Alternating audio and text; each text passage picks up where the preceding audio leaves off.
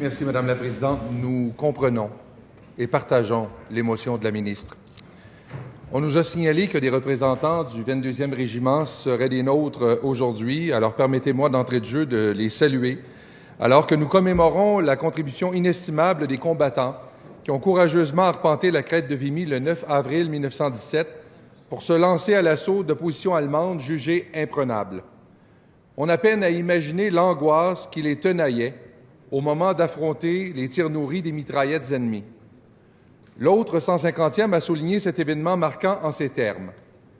La Première Guerre mondiale était une guerre impérialiste. Il ne s'agissait pas de combattre le nazisme, mais de régler de vieux contentieux entre des puissances européennes qui espéraient accroître leur pouvoir et leur influence sur le vieux continent et dans le monde.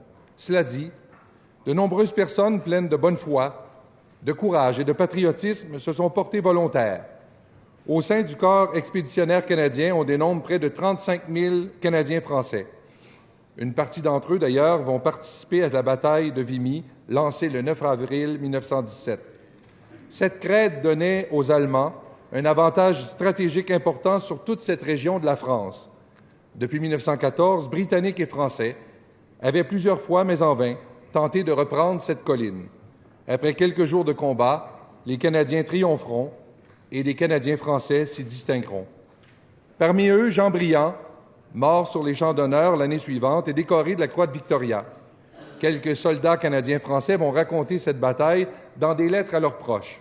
Le soldat Alphonse Couture du 6e bataillon de génie canadien décrit à un proche le temps gris et froid qu'il faisait le matin du 9 avril. Et je cite, « Et le bombardement commence. Ce fut terrible. Toutes les pièces d'artillerie sur le front crachaient, vomissaient des obus de toute grosseur, l'enfer. La terre en tremble. » De son côté, Jean-Thomas Barbeau du 22e bataillon raconte à un ami « J'en aurais bien long à te dire sur cette guerre, etc., etc., mais ce que tu vois dans les journaux n'est rien à côté de ce que je pourrais te dire. » Fin des citations. La présence de représentants du 22e régiment avec nous aujourd'hui est particulièrement significative puisque le 22e bataillon, qui s'est notamment distingué à Vimy, en est l'ancêtre.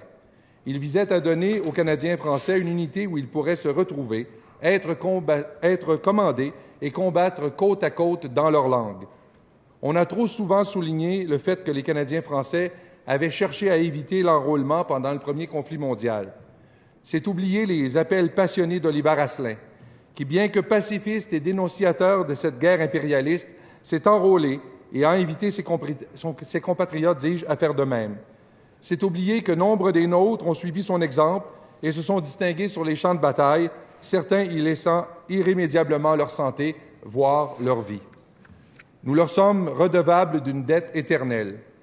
Et ils constituent un exemple de courage, d'engagement et d'abnégation. C'est donc un honneur pour moi que de pouvoir m'associer à cette motion pour leur rendre hommage aujourd'hui, en mon nom, mais aussi au nom de l'opposition officielle. Je vous remercie, Madame la Présidente.